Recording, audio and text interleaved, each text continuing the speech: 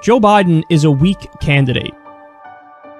I've been talking to voters here all morning, a wide, diverse group of opinions about this race. What I have been struck by is the almost unanimity about some skepticism still about Biden, some work that he is still going to have to do to convince voters that he is the right man for this particular moment. Joe Biden is just not sharp. How can we trust this man's judgment? I don't think he acts in bad faith, but how can we trust this man's judgment when he, as Robert Gates said, he's been wrong about everything for 40 years. I don't think there is a better quote about him. I think he's just wrong. Is that the leader that you want, or do you want someone who got it right when it wasn't popular to be right? So bottom line, Joe Biden became better, but still did not meet his expectations.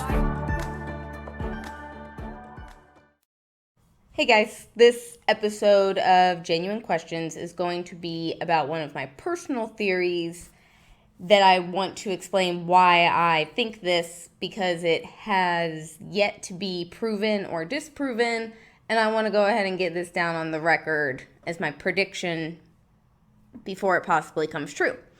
And that prediction is that I think Joe Biden will either be removed or step down from office during his first term. I don't think he's going to finish out the 4 years. And I think that this has been the plan all along because the Democratic Party has always wanted Kamala Harris to be the president. But they were forced to nominate Joe Biden, and this video is going to explain why I think that is the case. And if there is some glaringly obvious hole in my train of thought, I hope that I've used these videos to explain myself clearly enough that someone would be able to explain back to me what element of the story it is that I'm missing or misinterpreting. And I understand that not everybody is interested in watching the news like this, and people do have short memories. So I like to view this channel as the Cliff Notes version, so to speak, of the way the last 5 years have played out. And one of the reasons that I decided to start the series as far back as I did is because this prediction that I've made here is based on questions, observations, and stories that I've been following ever since Seth Rich was murdered. And you can trace the origins of my interest in politics back to this murder and those very first genuine questions that I ever asked myself, which were just, how did the police know this is a botched robbery?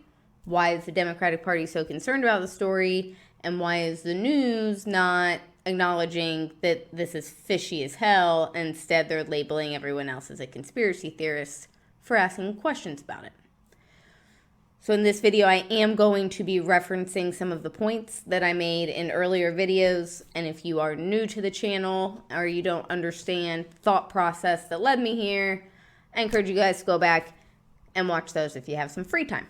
The first thing that I'd like to remind everybody of is that the Democratic Party rigged their primaries in 2016. They were actually sued for this by some Bernie Sanders supporters who did a class action lawsuit and all said that they would not have donated money to Sanders' campaign if they had known that there was no realistic chance that he was going to win the nomination, because the Democratic Party essentially chooses their own candidate. And the primary process is just a charade to manipulate people into thinking that they are participating in the process.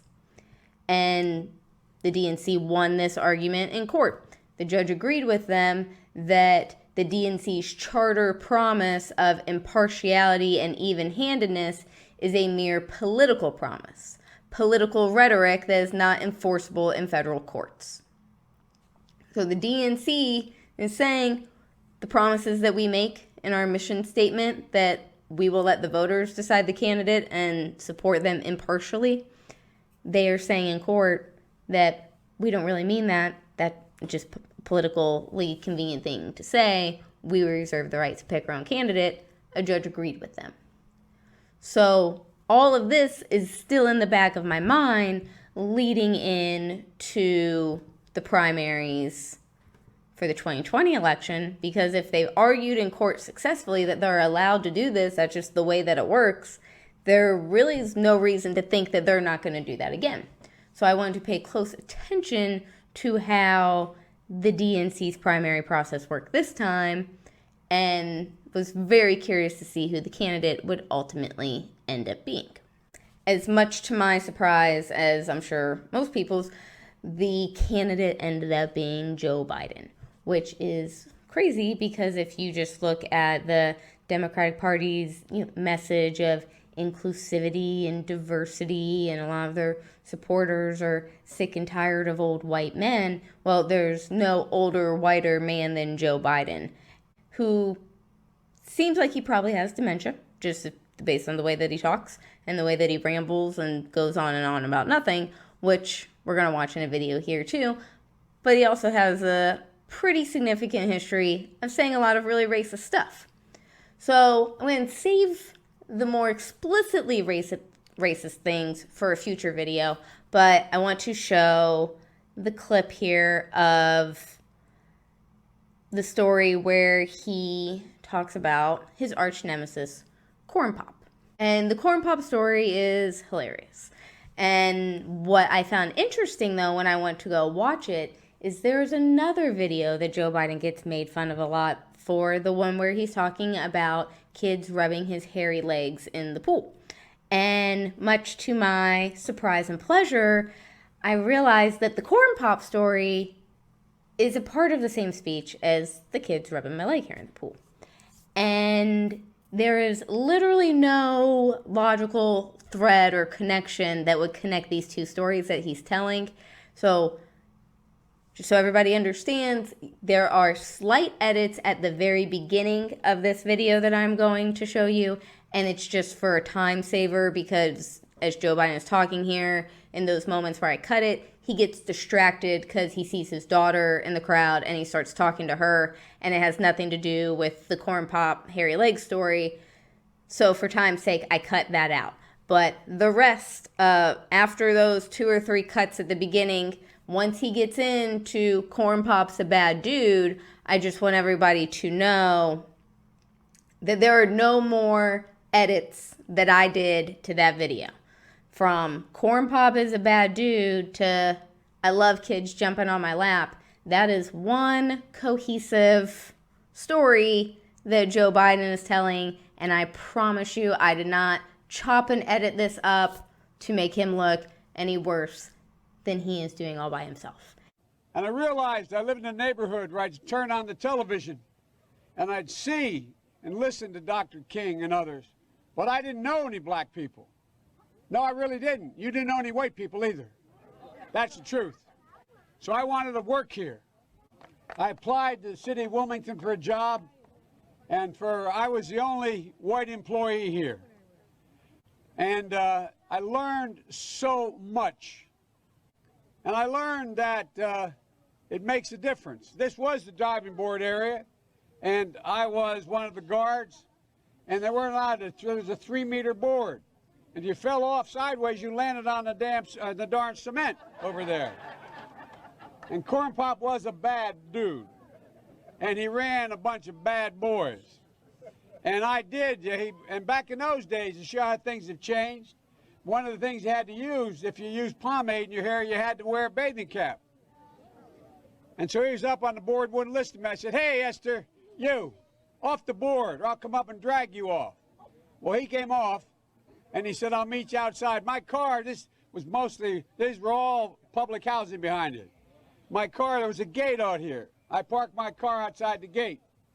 And he said, I'll be waiting for you. He was waiting for 3 guys in straight razors. Not a joke. There was a guy named Bill Wright, Mouse, the only white guy, and he did all the pools. He was the mechanic.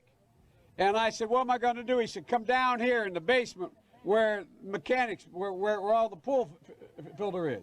You know the chain, there used to be a chain that went across the deep end. And he cut off a 6-foot length of chain. He folded up, he said, you walk out with that chain. And you walk to the car and say, you may cut me, man, but I'm going to wrap this chain around your head. I said, you kidding me? He said, no, if you don't come back. And he was right. So I walked out with the chain. And I walked up to my car. And they had, in those days, you used to remember the straight razor. You'd bang them on the curb, get them rusty, put them in a rain barrel, get them rusty. And I looked at him, but I was smart then. I said, first of all, I said, When I tell you get off the board, you get off the board, and I'll kick you out again, but I shouldn't have called you, Esther Williams. I apologize for that. I apologize, but I didn't know that apology was going to work. He said, you apologize to me? I said, I apologize for that, not for throwing you out, but I apologize for what I said. He said, okay, close the straight razor, and my heart began to beat again. I came down here because I remember the first bumper sticker I saw that made me aware when I was in law school. Proudly for Holloway. Proudly for your dad. First African-American state senator in the state of Delaware. Everything about.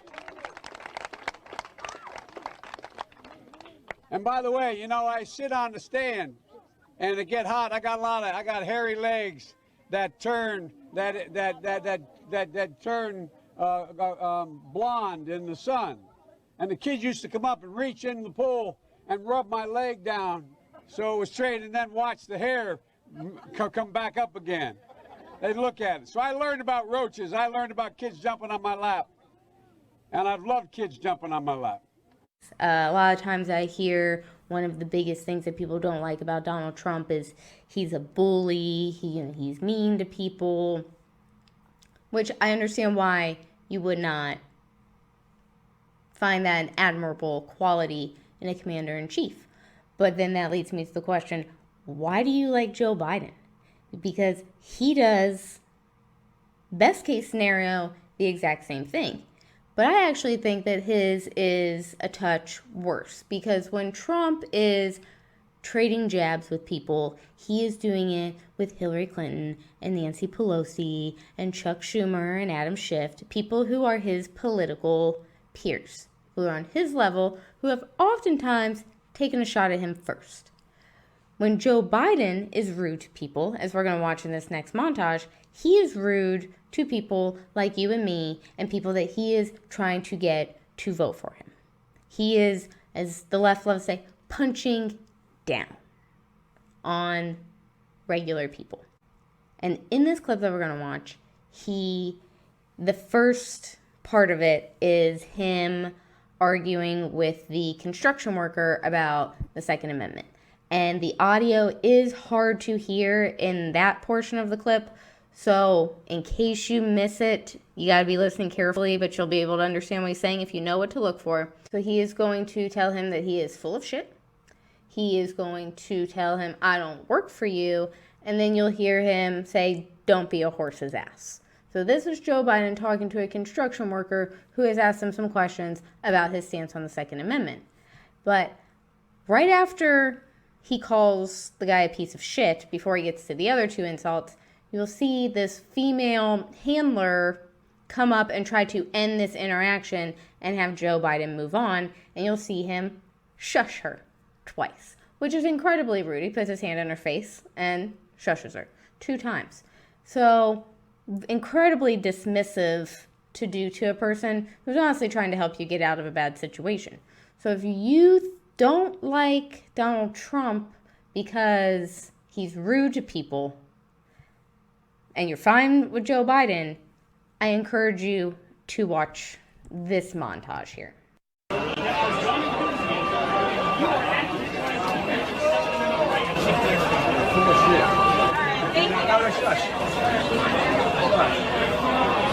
Hey, let's get there's a lot of guys wanted. I'm not worried. Give me a break, man. Don't be such a hurry. Hey, there's a lot of Look, there's the deal. There's the deal. No, you haven't. You're a lying dog-faced pony soldier. You said you were, but now you got to be honest. I'm going to be honest with you. So you're a damn liar, man. That's not true. And no one has ever said that? No one has heard that? I see it on the TV. You see it on the TV? No, I know you do. And no, let him go. Let him go.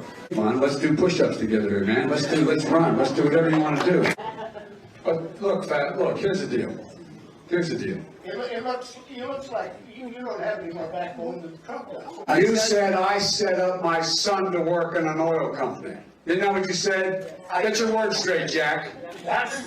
But I hear on MSNBC. You don't hear that on MSNBC. We got to stop building and replacing pipelines. You got to go vote for somebody else. All right, thanks so much, sir. We're going to have you. Thank you so much. Thank you so much. I'm going to vote you in the general if you treat me Yeah, right. I know. Well, I'm not. Well, can I have a Look, picture? you're asking a picture of me. You're coming up and telling me you don't support me. No. My plan. Yeah, you did. You said you I said I would support you in the general. In the general. I'm looking for a primary. We're happy to and a get a number. caucus. We can follow up. That's what I'm looking for, okay? Just because Now, we're trying to get. You believe that Bernie can do something and by 2030? I'm actually supporting Trump's style. At a press conference later, Joe said he plans to combat pipelines by challenging them to push-ups. He goes, "You're not going to vote for me in the primary." He goes, "I'll vote you in the general if you treat me right." He goes, "Well, I'm not." Did you hear him? Yep. He goes, "Well, I'm not." And while we are on the topic of morality, I just want to point out that Joe Biden lied about the circumstances in which his baby daughter died so he could get sympathy and get some votes from Mothers Against Drunk Driving. And I truthfully cannot think of anything more disgusting than a politician doing that.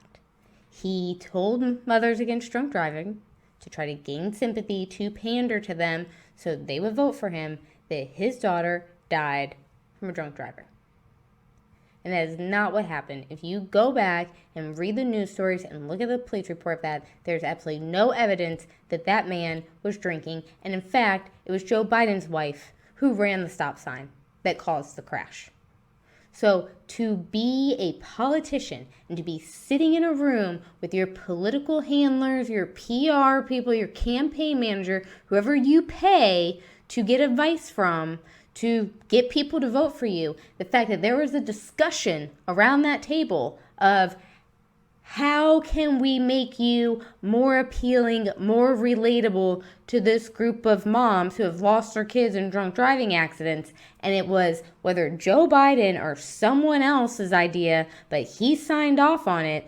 The plan was, well, let's just take your baby daughter's death and tweak that story to make it more tragic. How you can do that is beyond me.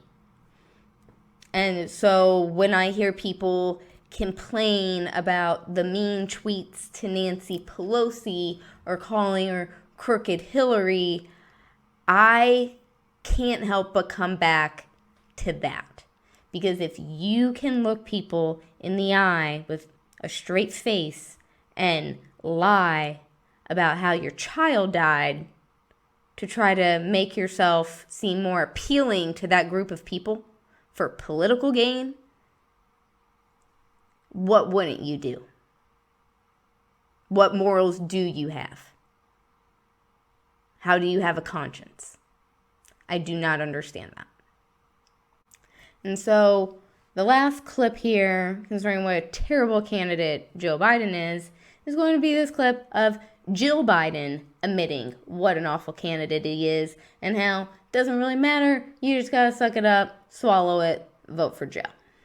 I know that not all of you are committed to my husband, and I respect that.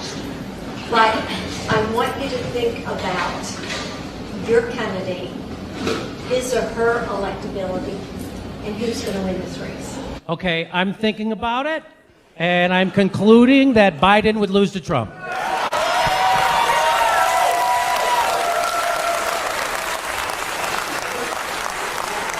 I thought about it. Have you thought about it, Jill? And so if you're looking at that, you've got to look at the polls. And, a lot of times I say, polls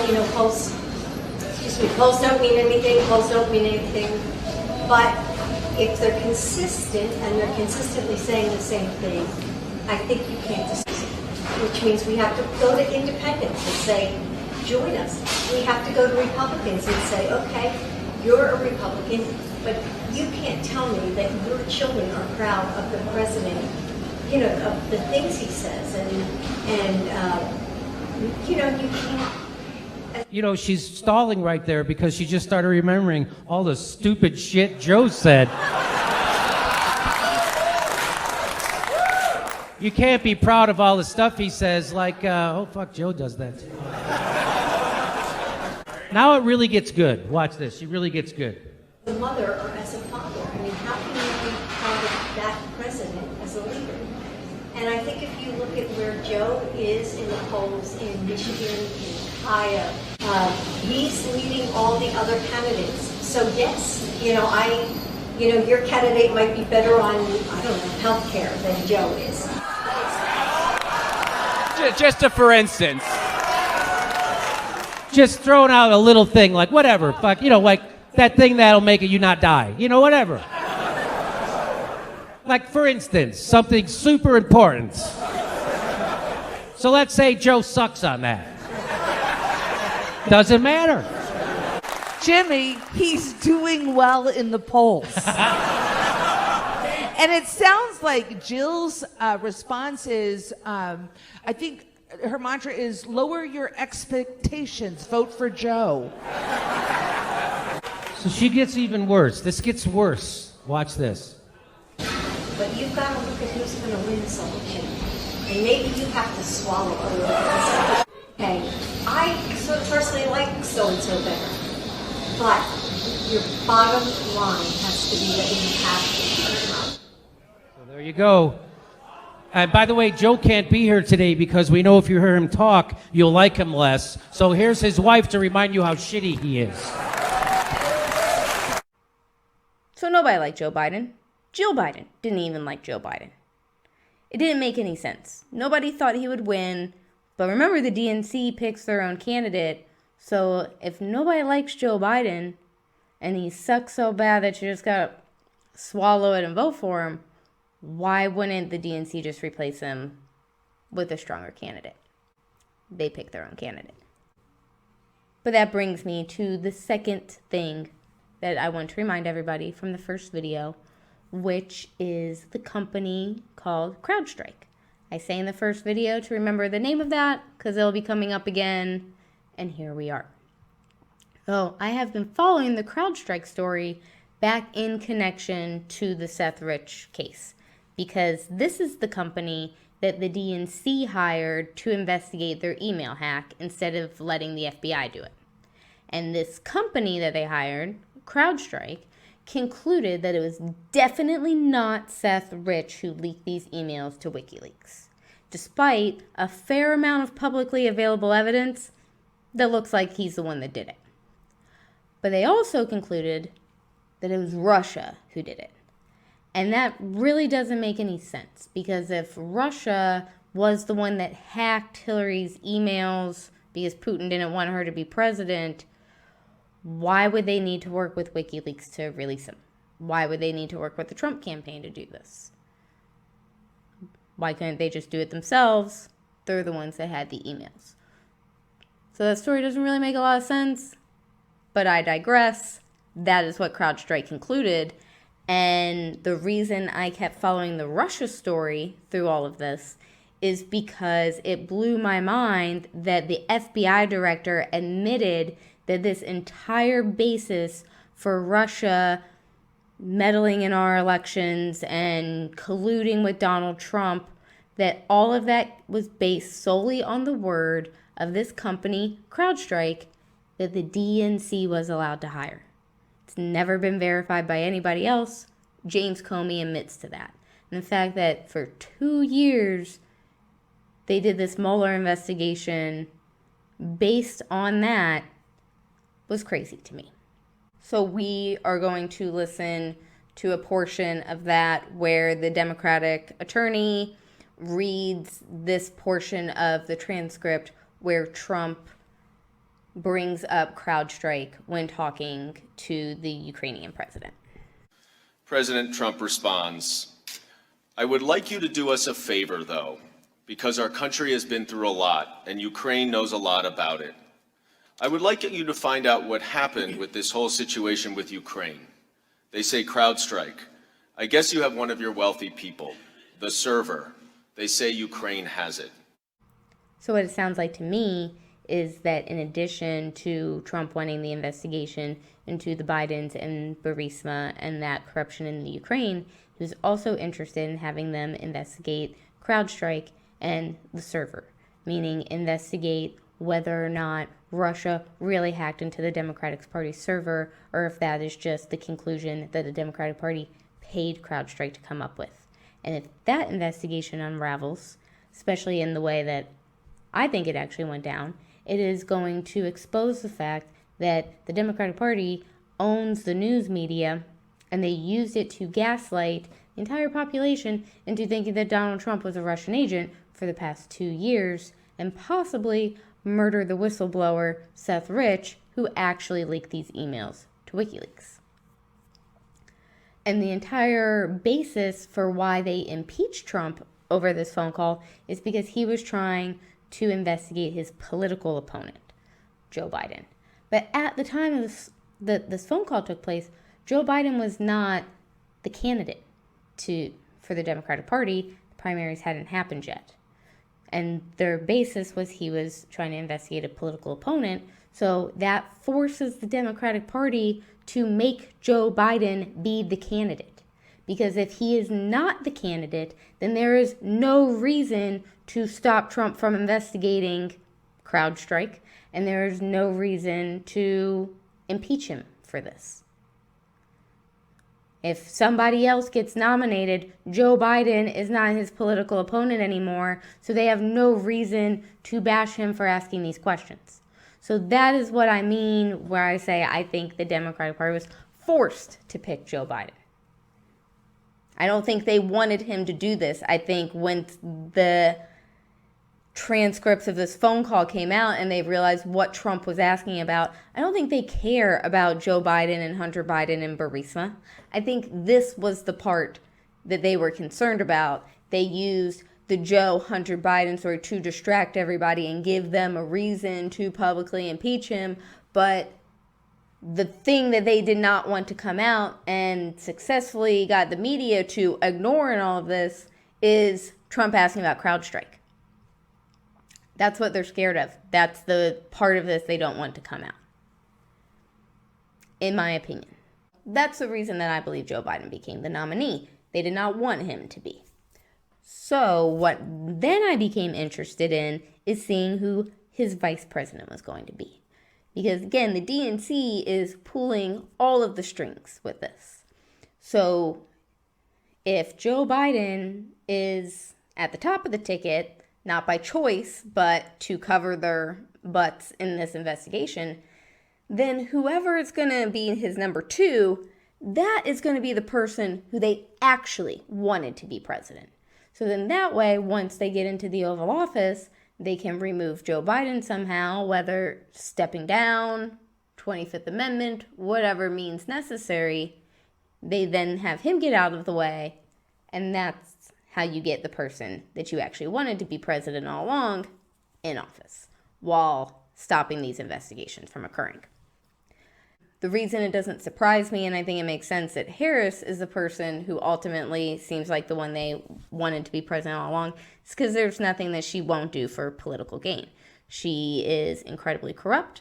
She is more than willing to smear people's reputations with false accusations just to climb her way up the ladder.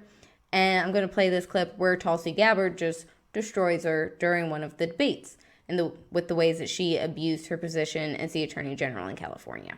She also is in a situation where she had a police department when she was there that, in fact, was abusing people's rights.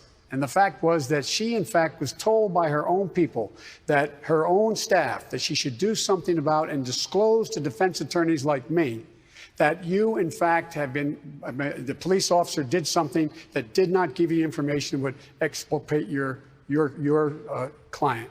She didn't do that. She never did it. And so what happened? Along came a federal judge and said, enough, and he freed 1,000 of these people. If you doubt me, Google 1,000 prisoners freed, Kamala Harris. Thank you. Now, Senator Harris says she's proud of her record as a prosecutor and that she'll be a prosecutor president, but I'm deeply concerned about this record.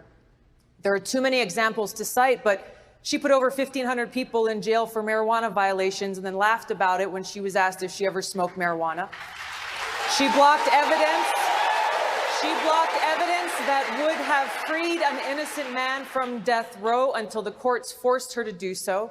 She kept people in prison beyond their sentences to use them as cheap labor for the state of California. And she fought to keep cash bail Congresswoman. system in place. That impacts poor people in the worst kind of way. The bottom line is, Senator Harris, when you are in a position to make a difference and an impact in these people's lives, you did not. And worse yet, in the case of those who were on death row, innocent people, you actually blocked evidence from being revealed that would have freed them until you were forced to do so. There is no excuse for that.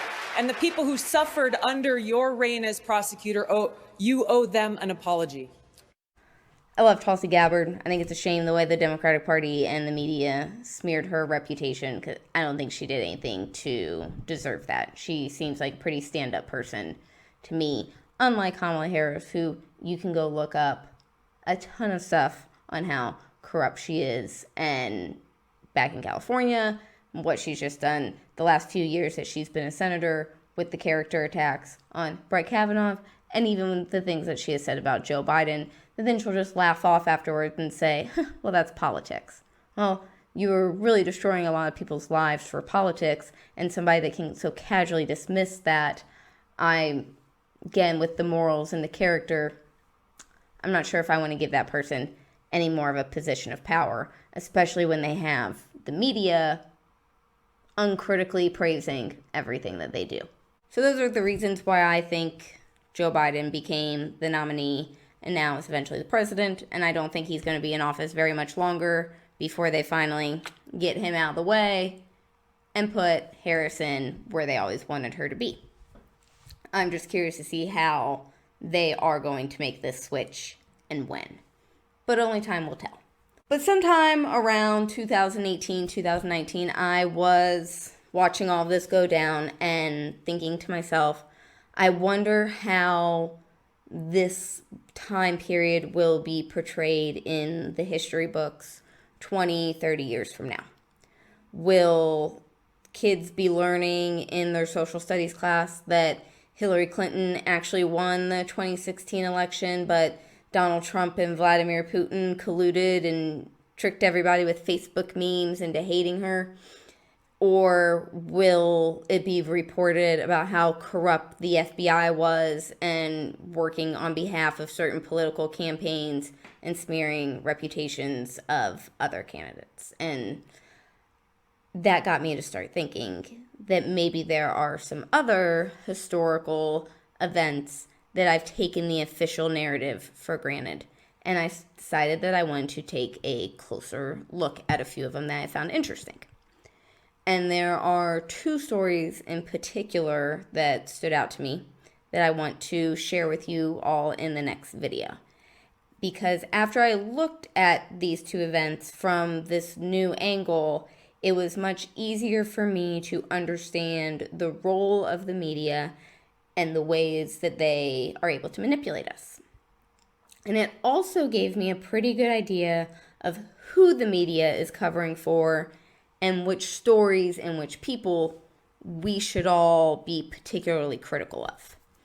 Because we have to take the word of these people that we put in positions of power, and it is in large part to these two stories that I want to tell that I am skeptical of the people that we're trusting as experts. So I'm excited to do this next episode for you guys where we take a deeper look at a couple of historical events that I think put a lot of things into context for what goes on in 2020. Let's go with this guy. We hold these truths to be self-evident. All men and women created by you know the thing. Joe Biden, acceptable under the circumstances. I have the distinct pleasure of running against the worst presidential candidate in the history of presidential politics. I really believe that. To have a candidate for whom the enthusiasm is so low, there were obviously hardcore Hillary Clinton supporters. There are not hardcore Joe Biden supporters. They're not stupid. They can see before their very eyes how weak of a candidate he's going to be against Donald Trump. And yeah, there's a lot to criticize. Biden is really an awful candidate.